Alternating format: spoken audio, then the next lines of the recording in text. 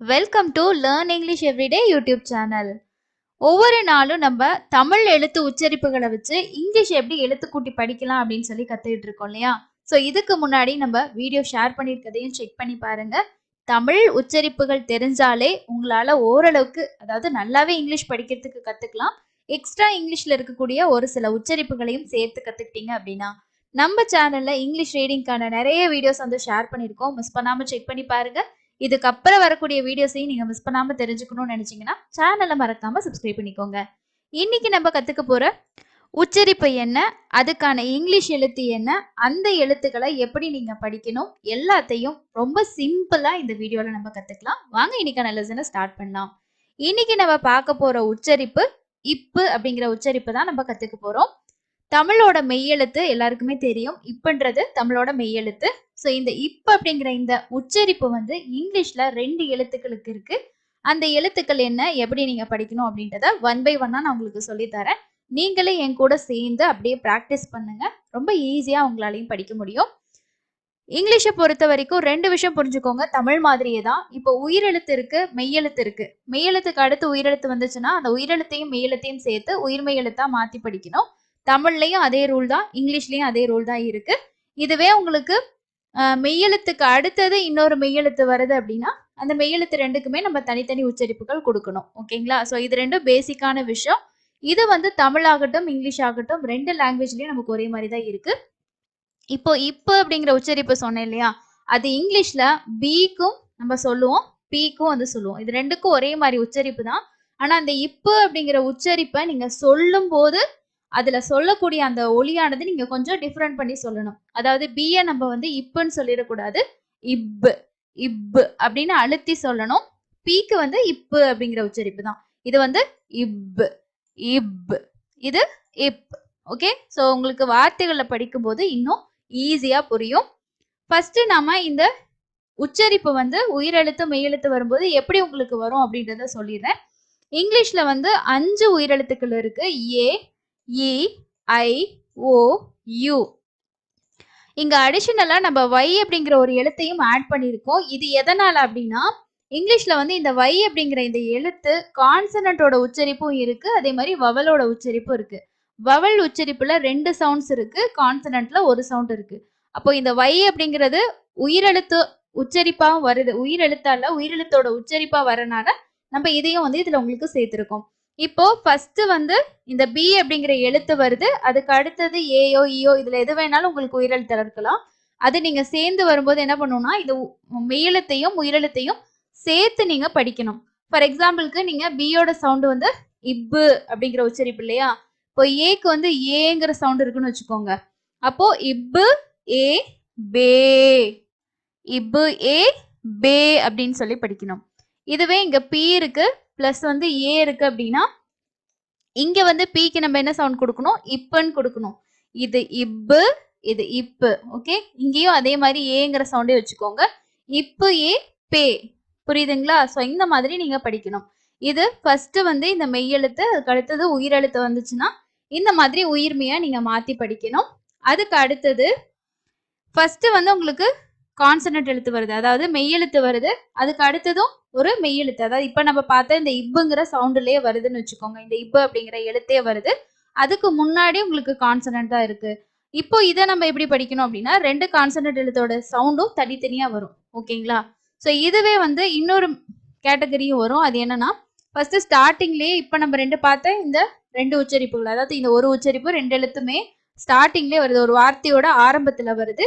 அதுக்கு அடுத்தது நமக்கு வவல்ஸ் லெட்டர்ஸ் வந்து வரல, அதுக்கு பதிலாக கான்சனன்ட் லெட்டர்ஸ் வந்துச்சு அப்படின்னா இங்கேயும் எப்படி படிக்கணும் அப்படின்னா அந்த 2 கான்சனன்ட்டோட சவுண்டும் தனித்தனியா வரும். இதுவே வந்து இப்போ இங்க பி இருக்கு, அடுத்தது எல் இருக்கு, அடுத்தது ஏ இருக்குன்னு வச்சுக்கோங்க. ஸோ இந்த வார்த்தையை நம்ம எப்படி படிக்கணும்னா இங்க ஃபர்ஸ்ட் வந்து நீங்க வார்த்தைகள்ல எழுத்துக்களை வந்து ஐடென்டிஃபை பண்ணணும், எது வந்து வவல்ஸ் எது வந்து கான்சனன்ட். இது வந்து பேசிக்கா நீங்க படிக்க கத்துக்கிறவங்க ஸ்டார்டிங்ல கொஞ்சம் ஐடென்டிஃபை பண்ணிக்கிட்டீங்கன்னா நான் சொன்ன இந்த மெத்தட்ல படிக்கிறதுக்கு உங்களுக்கு யூஸ்ஃபுல்லா இருக்கும். இப்போ ஃபர்ஸ்ட் இருக்க எழுத்து கான்சனன்ட், அடுத்ததும் கான்சனன்ட், அடுத்தது வவல் இருக்கு இல்லையா, அடுத்து ஒரு கான்சனன்ட் இருக்கு, அடுத்து ஒரு வவல் இருக்கு. இங்க வந்து பாத்தீங்கன்னா ஒரு ரூல் இருக்கு இங்கிலீஷ்ல, அந்த ரூல் படி இந்த ஏக்கும் ஈக்கும் சேர்த்து ஏங்கிற சவுண்ட் வரும். அப்போ இந்த பியோட சவுண்ட் எப்படி இருக்கும்னா இப்புன்னே தான் இருக்கும். அது எந்த மாற்றமுமே இருக்காது. இந்த எல் என்ன பண்ணும், இந்த கான்சனன்ட் என்ன பண்ணும்னா இதுக்கு அடுத்து வரக்கூடிய இந்த வவல் இருக்கு பாத்தீங்களா, அந்த சவுண்டோட சேர்த்து உயிர்மெய் எழுத்தா மாத்தணும். அப்போ இது இல்லு, இங்க ஏங்கிற சவுண்டு, அப்போ லே அப்படின்னு சொல்லி வரும். Play it, plate. இத வந்து தமிழ்ல நம்ம இப்படி எழுதுவோம், பி லே இட்.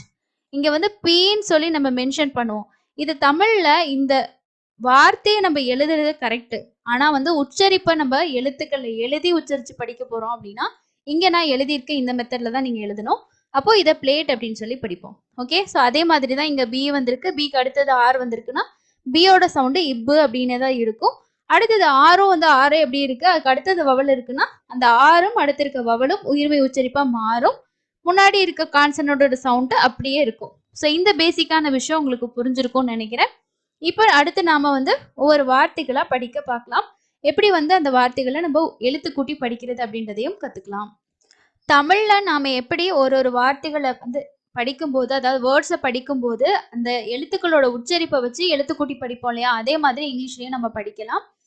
ஃபர்ஸ்ட் பாருங்க, பியோட சவுண்டு இப்பு அப்படிங்கிற சவுண்ட் நான் சொன்னேன் இல்லையா, அப்போ இங்க இப்பு, அடுத்தது வந்து வவல் எழுத்து வந்திருக்கு. அப்போ இப்பு ஏ, பேக், பேக். இங்க வந்து ஜியோட சவுண்டு இக்கு அப்படிங்கிற சவுண்டு. அப்போ பேக் அப்படின்னு படிக்கணும். இப்பு ஆ, பா இஸ், பஸ், பஸ். அதே மாதிரி இங்க பாருங்க, இங்க சென்டர்ல வந்திருக்கு பி, ஆனாலும் அடுத்து ஒரு வவல் வந்திருக்கு இல்லையா. ஸோ இப்போ எப்படி படிக்கணும் அப்படின்னா இல் ஏ, லே பில், லேபல். இங்க வந்து ஆங்கிற சவுண்ட், அதாவது ஷுவா சவுண்ட் வருது, அதனால இப்பு ஆ ப, ப இல், லேபல். ஓகே, அதே மாதிரி இங்க வந்து பாருங்க பி வந்திருக்கு. பிக்கு அடுத்தது என்ன வந்திருக்கு, கான்சனன்ட் வந்திருக்கு. இப்போ இந்த பியோட சவுண்ட் எப்படி இருக்கும், இப்புன்ற சவுண்ட் அப்படியே தான் இருக்கும், எதுவுமே மாறாது. அப்போ to A, table, table, table. இங்க ஈன்றது வந்து பாத்தீங்கன்னா சவுண்ட் வந்து சைலண்ட், ஈக்கு சவுண்ட் கிடையாது. அதே மாதிரி அடுத்தது பாருங்க, இங்க பி எல்லாமே வந்து என்ன பண்ணிருக்கோம், ஒரு வார்த்தையோட கடைசியில வந்திருக்கு, அதனால இப்பு அப்படிங்கிற சவுண்டு உங்களுக்கு ரிமைனிங் அப்படியே இருக்கு. ஓகேங்களா, ஸோ அதுல எந்த மாற்றமுமே இல்லை. இக்கு ஏ, கே ப, கேப், கேப். இக்கு ஆ, கப், கப். இஹு ஆ, ஹா இப், ஹப். இங்க வந்து பாருங்க ஏ டேஷ் இ ரூல், அப்போ வந்து லாங் சவுண்டு ஏ சவுண்டு வரும். அப்போ இப்பு ஏ, பே இக், பேக் அப்படின்னு சொல்லி பிடிக்கணும்.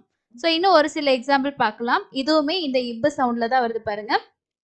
இப்பு ஏ, பே இஸ் இட், பெஸ்ட், பெஸ்ட். இப்பு ஏ, பே இட், பெட், பெட். இப்பு இந்த ரெண்டு ஓவுக்கும் சேர்த்து என்ன சவுண்டு, ஊங்குற சவுண்டு. அப்போ இப்பு ஊ, பு இக், புக், புக். இப்பு ஐ, பை, பை. ஓகே, ஸோ இப்போ உங்களுக்கு வந்து இந்த இப்புங்கிற இந்த பியோட சவுண்ட்ல எப்படி வார்த்தைகளை படிக்கணும்னு தெரிஞ்சிருக்கும். ஸோ இப்பு ஆ, பா இ, ஐக்கு வந்து வைக்கு வந்து ஐங்கிற சவுண்ட். ஓகேங்களா, பை. ஸோ அடுத்தது நம்ம பியோட சவுண்ட்ல வரக்கூடிய வார்த்தைகளை எப்படி படிக்கிறது அப்படின்னு சொல்லி பார்க்கலாம். பிக்கு வந்து இப்பு, நம்ம தமிழ்ல எப்படி இந்த எழுத்த உச்சரிப்போமோ அதே சவுண்டு தான். பிக்கு மட்டும் கொஞ்சம் அழுத்தமா நீங்க உச்சரிக்கணும். ஸோ ஃபர்ஸ்ட் இங்க பாருங்க, பி இருக்கு, பிக்கு அடுத்தது கான்சனன்ட் வந்திருக்கு. அப்போ என்ன பண்ணணும், பியோட சவுண்டு அப்படியே தான் உங்களுக்கு இருக்கும். அப்போ இப்பு இல்லு ஏ, ஸோ இந்த ஏயும் வையும் சேர்த்து ஏங்கிற சவுண்டு. அப்போ லே, பிளே, பிளே. Party, party. இங்க இந்த ஆரோட சவுண்டு ரொம்ப அழுத்தக்கூடாது, தமிழ் மாதிரி நம்ம சாஃப்டா சொல்லணும். ஆர் சவுண்ட் இருக்கும் ஆனா பெருசா தெரியாது. பார்ட்டி. ஓகே, அதே மாதிரி இப்பு ஏ, பே, பே. இப் இன், பின், பின். அதே மாதிரி அடுத்தது பாருங்க, இப் எட், பெட், பெட்.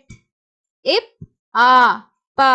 சிகேயோட உச்சரிப்பு என்னது, இதுக்கு முன்னாடி கத்துக்கிட்டோம், இக்கு.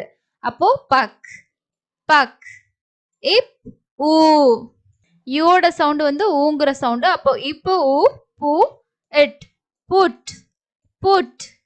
இப் ஊ, பூ இல், புல், புல். அதே மாதிரி இன்னும் ஒரு சில எக்ஸாம்பிள்ஸ் பார்க்கலாம். இங்கேயும் எல்லாமே உங்களுக்கு இப்புங்கிற சவுண்டு. அதுக்கு அடுத்தது உயிரெழுத்து வந்துச்சுன்னா நம்ம என்ன பண்ணணும்? உயிரெழுத்தையும் மெய்யெழுத்தையும் சேர்த்து உயிர்மெய்யா மாத்தணும். அதே கான்செப்ட் தான் இங்கேயும். இப்பு ஏ பே எக் பெக். இந்த இக்குன்னு படிக்கக்கூடாது, இக்குன்னு படிக்கணும். Peg big big big B it bit. So இங்க எல்லாமே பார்த்தீங்கன்னா ஐக்கு வந்து ஈங்கிற சவுண்டு வந்து வந்திருக்கு. ஓகே. ஸோ இப்போ வந்து இந்த இப்பு அப்படிங்கிற உச்சரிப்பு வந்து இங்கிலீஷ்ல எந்த எழுத்துக்களுக்கு வருது, அது வந்து வார்த்தைகள்ல வரும்போது நீங்க எப்படி மாத்தி படிக்கணும், எந்த இடத்துலலாம் அதே சவுண்ட் அப்படியே வச்சுக்கணும், சவுண்டை வந்து மாற்றக்கூடாது அப்படின்றது இந்த வீடியோ மூலமா நீங்க தெரிஞ்சுக்கிருப்பீங்கன்னு நினைக்கிறேன். எனக்கு இந்த சவுண்ட்ஸ் நீங்க சொல்றீங்க ஒவ்வொரு எழுத்துக்கும், ஸோ ஒரு ஒரு ரூல்ஸ் சொல்றீங்க, அது எனக்கு புரியல, என்ன மாதிரி ரூல்ஸ் அப்படின்னு சொல்லி நீங்க நினைச்சீங்கன்னா அதுக்கான 30 டேஸோட வீடியோ நம்ம ஆல்ரெடி ஷேர் பண்ணியிருக்கோம். அந்த 30 நாள்லயும் இங்கிலீஷ்ல இந்த ரீடிங்ல இருக்க முக்கியமான ரூல்ஸ், அதே மாதிரி ஒரு ஒரு எழுத்துக்கு இருக்க சவுண்டு, எந்த இடத்துல இந்த எழுத்துக்கு என்ன மாதிரி சவுண்ட் வரும் அப்படின்றதெல்லாம் டீட்டெயிலாக கொடுத்துருக்கோம். நீங்க ஃப்ரீயா இருக்கும்போது ஒரு ஒரு வீடியோஸா பார்த்து அந்த சவுண்ட்ஸ் இன்னும் நீங்க நல்லா கிளியரா புரிஞ்சுக்கணும்னா அந்த வீடியோஸ் பார்த்து தெரிஞ்சுக்கோங்க. அடுத்து இன்னொரு இன்ட்ரெஸ்டிங்கான யூஸ்ஃபுல்லான லெசன் அப்டேட் ஆகும். அது எல்லாம் நீங்க மிஸ் பண்ணாம பார்க்கறதுக்கு சேனலை சப்ஸ்கிரைப் பண்ணிக்கோங்க. இந்த வீடியோ யூஸ்ஃபுல்லா இருக்குன்னு நினைச்சீங்கன்னா கண்டிப்பா ஒரு லைக் ஒன்று அப்டேட் பண்ணிட்டு இன்னைக்கு நம்ம கத்துக்கிட்ட இந்த சவுண்ட்ஸை வச்சு உங்களுக்கு தெரிஞ்ச வார்த்தைகள் ஒரு 5 கமெண்ட்ஸ்ல வந்து ஷேர் பண்ணுங்க. அடுத்து இன்னொரு வீடியோல மீட் பண்ணலாம். தேங்க்யூ.